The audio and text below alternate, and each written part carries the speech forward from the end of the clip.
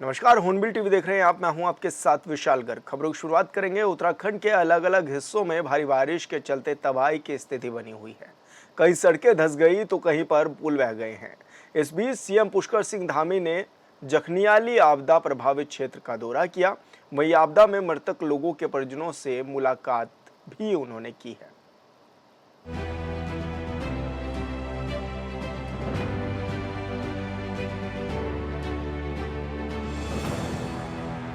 उत्तराखंड में बुधवार रात प्रदेश के अलग अलग हिस्सों में तेज बारिश और बादल फटने से भारी नुकसान हुआ है। हालांकि राज्य के मुख्यमंत्री पुष्कर सिंह धामी खुद भी गंभीर हैं। देहरादून में राज्य आपदा अधिकारियों के साथ बैठक करने के बाद सीएम धामी आपदा प्रभावित क्षेत्र गढ़वाल की अतिवृष्टि और आपदा से प्रभावित क्षेत्रों के बचाव और राहत कार्यों का स्थलीय निरीक्षण करने पहुँच गए। कल रात्रि को यहाँ बादल फटने से और अतिवृष्टि होने से जानमाल की क्षति हुई है। 3 लोगों का दुखद यहाँ पर मृत्यु भी हुई है और यहाँ पर भवनों का और सड़क का, पुलों का बड़ा नुकसान हुआ है। हमारा प्रयास है कि जल्दी से जल्दी एक तो इस क्षेत्र का विस्थापन किया जाए। जो भी मकान यहाँ खतरे की जद में आते हैं उनका आकलन हो गया है और कोशिश है कि हर संभव अब आगे जो है लोगों की जान माल की सुरक्षा की जाए। आपदा प्रभावित टिहरी पहुंचे मुख्यमंत्री के साथ कैबिनेट मंत्री सतपाल महाराज, विधायक किशोर उपाध्याय समेत कई नेता और अधिकारी मौजूद रहे। मुख्यमंत्री ने पीड़ित परिवारों से मुलाकात की, हर संभव मदद का भरोसा दिया। मीडिया के सवालों पर उन्होंने कहा कि टिहरी समेत राज्य के कई इलाकों में भारी नुकसान की खबरें हैं, लेकिन शासन प्रशासन गंभीर है।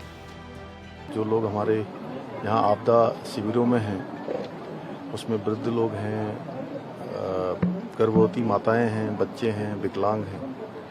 उनको किसी भी प्रकार की जो है कोई परेशानी न हो। दवाइयाँ हैं, खाद्य सामग्री है और सभी से कहा है कि जो भी लोग आपदा से प्रभावित हुए हैं उनको जो आपदा राहत है वो तुरंत तत्काल दी जाए और जनजीवन को सामान्य करना और जो नुकसान हुआ है, क्योंकि बड़ा नुकसान हुआ है, काफ़ी नुकसान हुआ है, उसको पुनः जनजीवन सामान्य करने के लिए पुलों को दोबारा से जोड़ना, जो भूस्खलन की चपेट में रास्ते आ गए हैं उनको ठीक करना, भवन इत्यादि जहाँ पर पूरी तरह से क्षतिग्रस्त हो गए हैं उनका पुनर्वास इत्यादि, उस सब पर सभी ने कहा है। और टिहरी में पीड़ित परिवारों का हाल जानने के बाद सीएम धामी ने कहा कि टिहरी में बादल फटने से 3 लोगों की दुखद मौत हुई है। मकान, सड़क और पुल को भारी नुकसान हुआ है। यहाँ से लोगों को विस्थापित करने की तैयारी की जा रही है। राहत शिविरों में खाने पीने से लेकर दवा तक की उचित व्यवस्था की गई है। सीएम धामी ने कहा कि जिस इलाके में भूस्खलन की संभावना है वहाँ पर प्रशासन पूरी तरह से अलर्ट है। कल रात्रि को यहाँ बादल फटने से और अतिवृष्टि होने से जानमाल की क्षति हुई है। 3 लोगों का दुखद यहाँ पर मृत्यु भी हुई है। दीर्घकालीन व्यवस्था बना रहे हैं कि जो भी आकलन किया गया है, पहले जो आकलन किए बनाए गए हैं उसके अनुसार जो भी इस खतरे की जद में आने वाले बरसाती जो हमारे नदी हैं, नाले हैं, गाड़ गधेरे हैं या जहाँ पर भूस्खलन हो सकता है, ऐसे स्थानों की पूरी जानकारी करके उन स्थानों से लोगों को सुरक्षित स्थानों पर और जहाँ जरूरी है वहाँ पर विस्थापन या पुनर्वास। मुख्यमंत्री ने कहा कि मौसम विभाग के पूर्वानुमान पर सरकार गंभीर है। उन्होंने कहा कि केदारनाथ मार्ग जहाँ पर क्षतिग्रस्त हुआ है वहाँ तेजी से काम किया जा रहा है। तीर्थयात्री वहाँ फंसे हुए हैं, वहाँ से सभी को निकाला जा रहा है। कुछ लोगों को हेली सेवा के जरिए सुरक्षित स्थानों पर पहुँचाया गया है। हम लोगों का प्रयास है कि जल्दी से जल्दी इस रास्ते को फिर से जो है रिस्टोर किया जाए, फिर से जो है उसको जोड़ा जाए और तत्काल जो है आपदा राहत के जो काम है वो किए जाएं, जिससे कि 4 धाम यात्रा भी हमारी सुचारू रूप से रहे। हाँ, ये जरूर है कि मौसम विभाग जिस प्रकार से अपनी चेतावनी देता है या पूर्वानुमान करता है उसके अनुसार ही हमने कहा है कि यात्रा को आगे संचालित किया जाए, क्योंकि लोगों की सुरक्षा भी हमारे लिए सबसे बड़ी प्राथमिकता है कि सबके जान माल की सुरक्षा निकाला जा रहा है। जो लोग भी केदारनाथ मार्ग पर जहाँ पर 2 पुल हमारे कल बह गए थे, एक तो उन पुलों को जोड़ने के लिए तत्काल जिला एडमिनिस्ट्रेशन, आपदा प्रबंधन, SDRF, NDRF सब मौके पर पहुँच गए हैं और उन लोगों को निकाला जा रहा है। कुछ लोगों को हेली से भी जो है सुरक्षित स्थानों पर पहुँचाया जा रहा है। दरअसल बुधवार रात हुई तेज बारिश ने कई इलाकों की तस्वीरें बदल कर रख दी। प्रदेश के अलग अलग इलाकों में 9 लोगों की जान गई, जबकि कुछ लोग गंभीर रूप से घायल हैं। जहां बादल फटा है, जहां नुकसान हुआ है, मौसम विभाग ने पहले ही चेतावनी जारी कर दी थी। इसके बाद से प्रदेश के मुख्यमंत्री पुष्कर सिंह धामी अलर्ट हो गए थे। यह वजह है कि देर रात बारिश जैसे ही शुरू हुई, मुख्यमंत्री ने जिलों के अधिकारियों के साथ बातचीत शुरू कर दी और दिशा निर्देश भी दिए थे। सुबह होते ही सबसे पहले उन्होंने देहरादून में आपदा प्रबंधन विभाग के साथ बैठक की और जरूरी दिशा निर्देश दिए। माननीय मुख्यमंत्री जी के द्वारा निर्देश दिए गए हैं कि आपदा से निपटने के लिए सभी तरह की तैयारियां पूरी की जाएं, तो सभी के द्वारा तैयारी की जा रही है। हम सभी लोग अपना लगातार काम कर रहे हैं इस दिशा में। हमारा प्रयास है कि जो क्षति होती है उसको कैसे रोका जाए, क्षति अगर हो रही है तो कैसे उसको बचाया जाए लोगों को, और क्षति होने के बाद जो राहत राशि होती है, रेस्टोरेशन के काम होते हैं, उसको कैसे किया जाए। सभी कार्यों में हम लोग त्वरित गति से कार्य कर रहे हैं। मौसम विभाग का अब तक अलर्ट जारी है, लिहाजा देहरादून समेत कई जिलों में स्कूल कॉलेज को बंद कर दिया गया है। सभी को अलर्ट रहने को कहा गया है। Bureau report, hornbill TV. Uttarakhand में बुधवार को हुई मूसलाधार बारिश से केदारनाथ मार्ग पर लगभग 25 मीटर हिस्सा बह गया है। इसके चलते आवाजाही बिल्कुल ठप हो गई है। ऐसे में यात्रा मार्गों पर फंसे लोगों को सुरक्षित जगहों पर पहुंचाने के लिए एसपी रुद्रप्रयाग के निर्देश पर रेस्क्यू कार्य किया जा रहा है। पैदल मार्ग स्थित तमाम पड़ावों और पुलिस चौकियों पर नियुक्त पुलिस बल, एसडीआरएफ, एनडीआरएफ ने सभी यात्रियों को सुरक्षित स्थानों पर पहुंचाया है।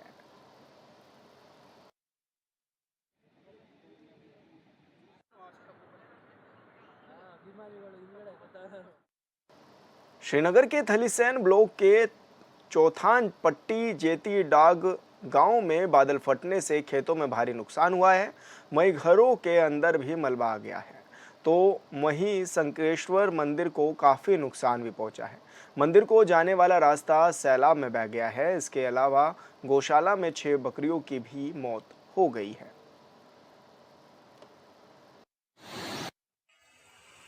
तो यहाँ पे पूरे चौक की दीवार बह चुकी है और पूरे पत्थर ही पत्थर हो गए हैं।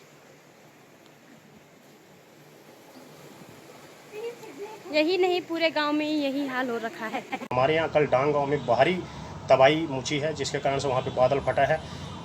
काफ़ी सारी खेतों को नुकसान पहुँच गया, फसल बर्बाद हो गई है और लोगों के घरों में जो है कि मलबा भर गया है। मलबा भरने के साथ साथ हमारे चौथान क्षेत्र के छोटी मोटी पुलियाँ भी बह गई। वहीं हमारा चौथान क्षेत्र का मेन सेंटर पॉइंट जो है कि संकेश्वर मंदिर को काफ़ी नुकसान पहुँचा है। संकेश्वर मंदिर का आधा जो हिस्सा है, जो रास्ता था, जो दीवार थी, वो बह के सैलाब में चली गई है। वहाँ पे जो पुलिया था वो भी बह गया है और मंदिर को भी काफ़ी नुकसान पहुँचा है। वहीं चौथान क्षेत्र के अलग अलग जगहों से खबर आ रही है, किसी का गौशाला दब गया है, तो किसी के गौशालों से बकरी जो है कि बकरी पालन वालों को काफ़ी नुकसान, उसकी बकरी मरे हुए हैं गौशाले के अंदर। तो धीरे धीरे करके इससे हमारे पास ऐसी जानकारी आ रही है और वीडियो हमारे पास आ रहे हैं। वहीं भगवान सिंह पत्रकार से कल मैंने रात को संपर्क किया, तो उन्होंने शायद डीएमओ इस विषय में जानकारी दी। उनका लगातार हमारे इससे संपर्क हो रहा है और क्षेत्र के प्रति जो भी अभी लाइट नहीं है, इस कारण से ज़्यादा क्षेत्र में इस प्रकार के धीरे धीरे करके हर गांव से कोई ना कोई खबर आ रही है हमारे पास। कहीं गौशाले दबे हैं, किसी के मकान को नुकसान हो रखा है। प्रदेश में भारी बारिश ने तबाही मचाई है। कई जगहों पर बादल फटने से जनजीवन भी पूरी तरह से अस्त व्यस्त हो गया है, जबकि कई लोगों की मौत भी हो गई है। ऐसे में आपदा से निपटने के लिए आपदा विभाग अलर्ट मोड पर नजर आ रहा है। माननीय मुख्यमंत्री जी के द्वारा निर्देश दिए गए हैं कि आपदा से निपटने के लिए सभी तरह की तैयारियां पूरी की जाएं, तो सभी के द्वारा तैयारी की जा रही है। हम सभी लोग अपना लगातार काम कर रहे हैं इस दिशा में। हमारा प्रयास है कि जो क्षति होती है उसको कैसे रोका जाए, क्षति अगर हो रही है तो कैसे उसको बचाया जाए लोगों को, और क्षति होने के बाद जो राहत राशि होती है, रेस्टोरेशन के काम होते हैं, उसको कैसे किया जाए। सभी कार्यों में हम लोग त्वरित गति से आपदा की दृष्टि से नैनीताल आज भी संवेदनशील है। जिले के कई गांव आज भी आपदा की चपेट में हैं। ऐसा ही एक गांव है खूपी, जो भूस्खलन के चलते आज खतरे की जद में है और जिससे गांव के अस्तित्व पर भी खतरा मंडरा रहा है। खूपी गांव के ग्रामीणों में डर का माहौल। भूस्खलन की चपेट में अब खूपी गांव। जिला मुख्यालय से 4 किलोमीटर की है दूरी।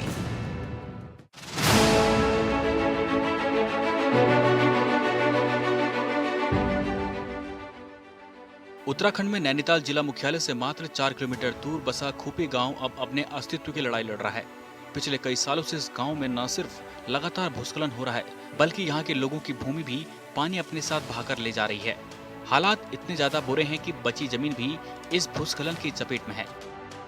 काफ़ी ज़्यादा है यहाँ पर, बहुत ज़्यादा, मतलब इतना है कि जो नए नए मकान बने हैं उनमें तक दरारें आ चुकी है। सन 2013 में जब यहाँ पर आपदा आई थी, उस समय शासन प्रशासन वगैरह काफ़ी सारे अधिकारी यहाँ पर आए, लेकिन उन्होंने जो हमारा नीचे नाला है उसमें ट्रीटमेंट के लिए कहा था। ट्रीटमेंट में मतलब थोड़ा बहुत हुआ है, ज़्यादा तो नहीं, लेकिन उसके बाद भी मतलब इतना आ रहा है कि 7-10 साल मकान टूटते जा रहे हैं। काफ़ी दरारें, मकानों के जो पिलर हैं वो मतलब तिरछे हो गए हैं। मतलब कभी भी अगर ऐसी आपदा दोबारा आती है तो शायद पूरा गाँव ही नीचे को चले जाए। कई मकानों में पड़ी हैं दरारें, कई परिवार कर चुके पलायन। खौफ में जी रहे यहाँ के लोग। बात सिर्फ भूस्खलन और कटाव तक सीमित नहीं है, कई मकानों में बड़ी बड़ी दरारें पड़ गई है जो कभी भी बड़ी अनहोनी को न्योता दे सकती है। लिहाजा इससे डरे और सहमे कई परिवार गांव से पलायन कर चुके हैं और जो बचे हुए हैं वो डर और खौफ में जीने को लाचार हैं। यूपी में जब बारिश होती है तो हमको नींद नहीं आती है रात भर, डर के मारे कि कहीं मकान ना धंस जाए, और नींद भी नहीं आती है, जागे रहना पड़ता है। इसीलिए बहुत डर के सहारे रह रहे हैं हम लोग। रात में आ रहे हैं, बारिश में बाहर खड़े हो रहे हैं, ये वजह से तबीयत भी ख़राब हो रही है हमारी। भीग जा रहे हैं बाहर से, और कब गिर जाए सोच रहे हैं। मकान कितने खतरे में है। गांव में हो रहा भूस्खलन और भूधसाव, पहली बारिश में ही सुरक्षा दीवार ध्वस्त। तलहटी में हो रहा है अब तेजी से कटाव। गांव के लोग बताते हैं कि 2013 की आपदा में भी गांव पूरी तरह से चपेट में आ गया था। उस वक्त भी यहाँ के लोगों ने यहाँ से भागकर अपनी जान बचाई थी। ऐसा नहीं है कि यहाँ के ग्रामीणों ने जिला प्रशासन से अपनी गुहार नहीं लगाई। कई बार यहाँ के लोगों ने जमीन धंसने की सूचना दी, लेकिन परिणाम आज भी सिफर ही रहा है। वर्षों से हो रहे भूधसाव को बचाने के लिए गांव के लोगों ने मनरेगा से सुरक्षा दीवार तो बनाई, पर एक ही बारिश में पानी के साथ बह गई।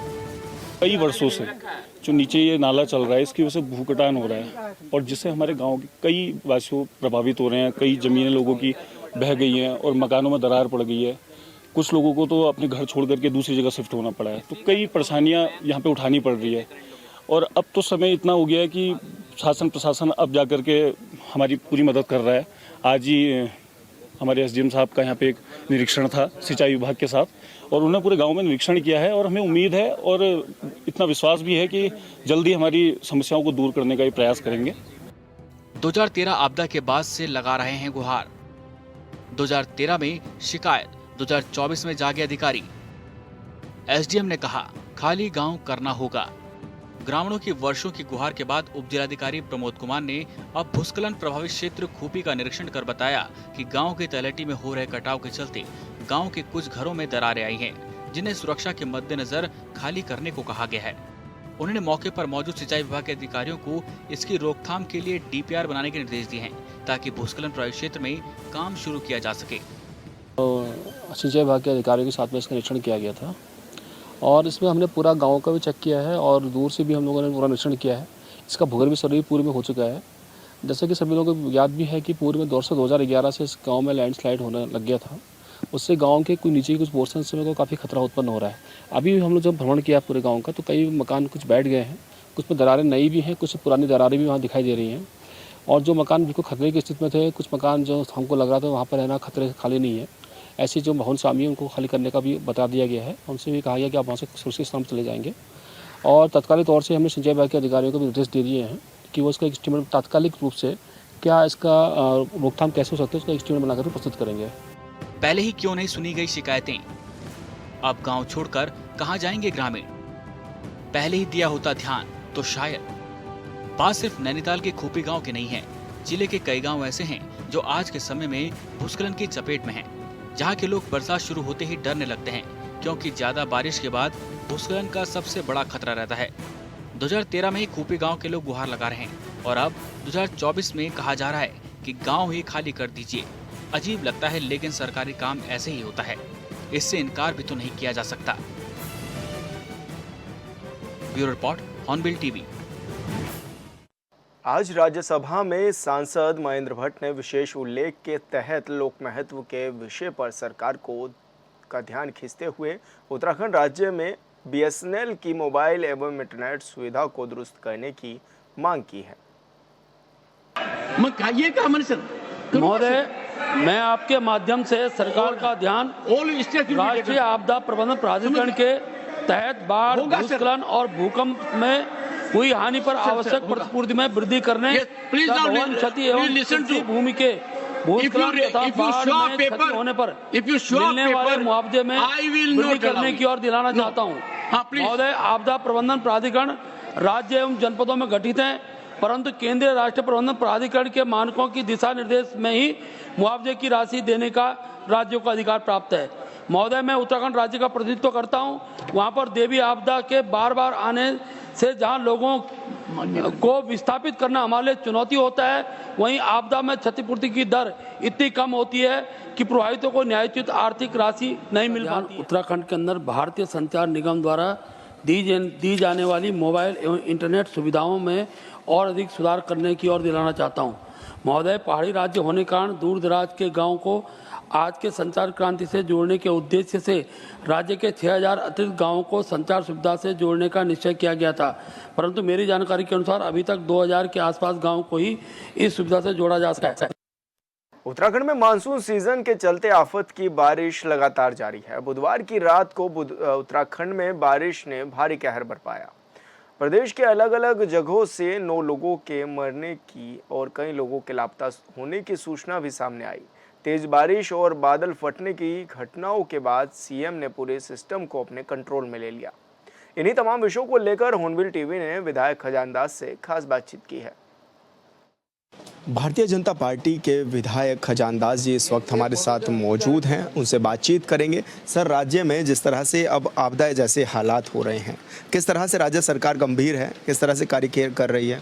देखिए, आपदा प्रबंधन मंत्रालय माननीय मुख्यमंत्री स्वयं देख रहे हैं और मुख्यमंत्री जी पूरी एक्टिव की तरह से काम कर रहे हैं और जहां पर ये आपदाएं आ रही है तत्काल प्रभाव से वहां अपने आप स्वयं भी निरीक्षण करें, स्वयं जा रहे हैं और अधिकारियों को भी निर्देशित कर रहे हैं। क्योंकि मैं कहना चाहूँगा कि उत्तराखंड प्रदेश की अगर हम बात करते हैं तो ये आपदा का क्षेत्र है और यहाँ पे आपदाएं आती रहती है, चाहे लैंडस्लाइड हो, चाहे पानी भर जाना हो और जिस तरह से जो है भूकंप आ जाना, ये सारी यहाँ पे ऐसी होते रहती है। तो मैं कहना चाहूँगा कि मुख्यमंत्री जी पूरी तरह से सजग हैं और निर्देशित भी किया है अधिकारियों को कि आप अपने स्तर से भी काम करें, कार्रवाई करें और मुख्यमंत्री स्वयं सजग हैं इसमें। सर, 4 धाम यात्रा भी चल रही है और ऐसे में क्योंकि तस्वीरें भी सामने आ रही हैं कि भूस्खलन होने से काफ़ी बड़ी संख्या में यात्री फंस गए हैं, उनको निकालने के लिए हेलीकॉप्टर का हालांकि सहारा लिया जा रहा है, तो किस तरह की व्यवस्थाएं हैं सर? देखिए, व्यवस्थाओं की बात अगर हम करते हैं तो व्यवस्थाएं सारी चार चौबंद है। SDRF, NDRF की टीमें हमारी काम कर रहे हैं और पूरा पुलिस विभाग भी इसमें अपने सजग है।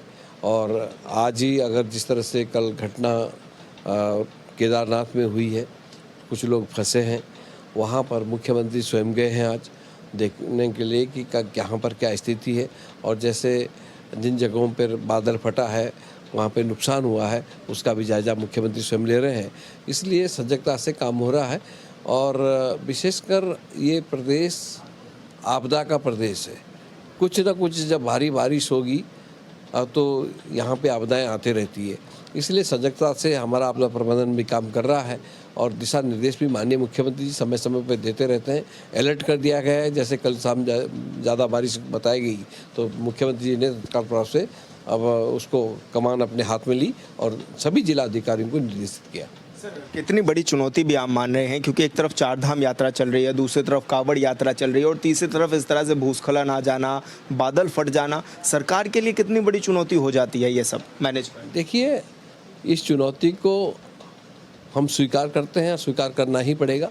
मैंने कहा है कि ये आपदा यहाँ पे हर समय आते रहती है, कुछ न कुछ घटनाएं घटती रहती है, किंतु उस पर उसका सजगता से काम करना, आपदा के बाद जितनी भी कार्रवाई हो सकती है कार्रवाई को और किसी बचाव कार्य जितना भी हो सकता है वो करना, ये हम सबका दायित्व भी बनता है और सरकार का दायित्व बनता है। सरकार इसमें पूरी तरह से लगी पड़ी है, काम कर रही है और मुख्यमंत्री जी स्वयं देख रहे हैं जी।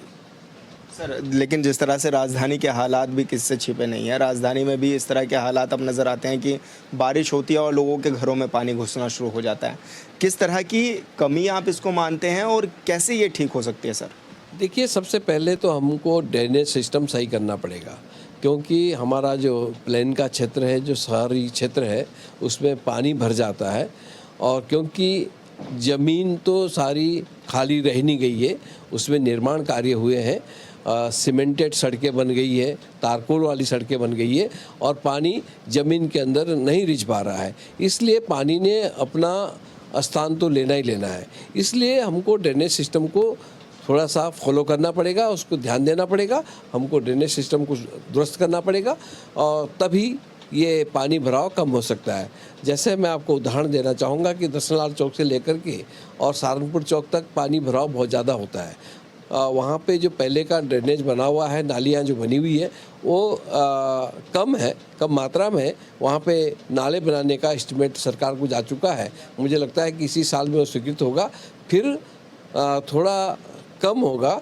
परंतु इसके लिए हमको चिंता करनी पड़ेगी कि आखिर ड्रेनेज सिस्टम में हमको ध्यान पहले से देना चाहिए। हमने स्मार्ट सिटी बना दी है, किंतु ड्रेनेज को हमने संज्ञान नहीं लिया है, इसलिए थोड़ा सा दिक्कतें आ रही है। सर, अधिकारियों को भी आप समय समय पर निर्देश देते रहते हैं, मॉनिटरिंग करते हैं, खुद क्षेत्र में जाते हैं, तो क्या अधिकारी उस तरह से बात नहीं सुन रहे हैं या काम नहीं कर पा रहे हैं?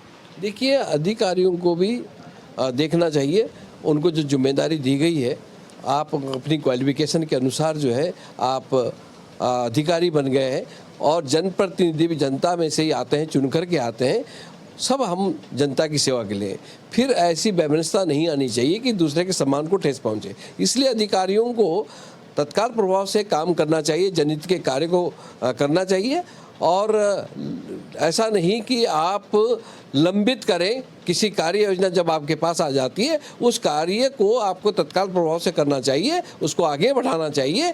मुझे लगता है कि कहीं अभी तक ये कमी जरूर दिखती है कि अधिकारी जिस तीव्र गति से काम करना चाहिए वो तीव्र गति से काम नहीं कर पा रहे और एक कुछ एक अधिकारी ऐसे हैं जो सारे माहौल को खराब करते हैं। तो ऐसे अधिकारियों के खिलाफ क्या कुछ आपकी तरफ से एक्शन नहीं लिया गया? देखिए, ऐसे अधिकारियों के खिलाफ माननीय मुख्यमंत्री जी को समय समय पर अवगत करवाया जाता है और मुख्यमंत्री कार्रवाई भी करते हैं और उनको चेतावनी भी देते हैं। सर, एक राजनीति से मेरा प्रश्न ये है कि जिस तरह से केदारनाथ यात्रा कर रही है कांग्रेस और कह रही है कि केदारनाथ बचाओ यात्रा है, ये किस रूप में आप उनकी इस यात्रा को देख रहे हैं और क्या कहेंगे? देखिए, मैं तो इतना कहना चाहूँगा कि कांग्रेस पार्टी को भगवान केदारनाथ सद्बुद्धि दें।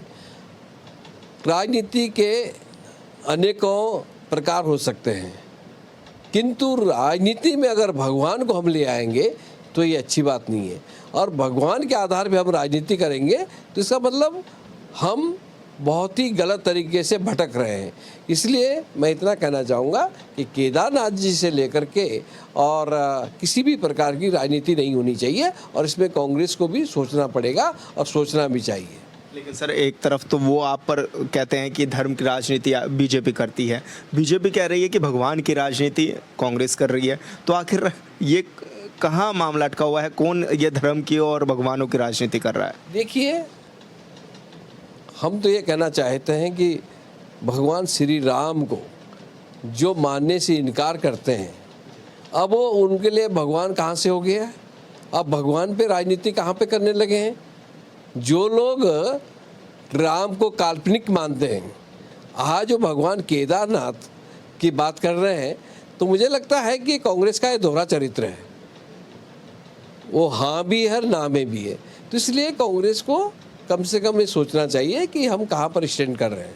तो क्या उपचुनाव को लेकर के आप मान रहे हैं कि ये पूरी तैयारी कि अभी वहाँ पे उपचुनाव होना है, केदारनाथ में उपचुनाव होना है और कांग्रेस इसी को बुलाने में लगी हुई है। भगवान केदारनाथ जी का सहारा लेकर के वो आगे बढ़ रहे हैं, किंतु ये मुहिम उनकी कामयाब नहीं होने वाली है। भारतीय जनता पार्टी केदारनाथ सीट को जीतेगी। वो केदारनाथ सीट भारतीय जनता पार्टी के पास थी और वो भारतीय जनता पार्टी के पास ही रहेगी।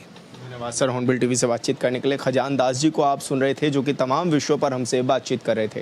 हॉर्नबिल टीवी के लिए देहरादून से विशाल गर्ग। और फिलहाल इस बुलेटिन में इतना ही। आप देखते रहिए हॉर्नबिल टीवी। नमस्कार।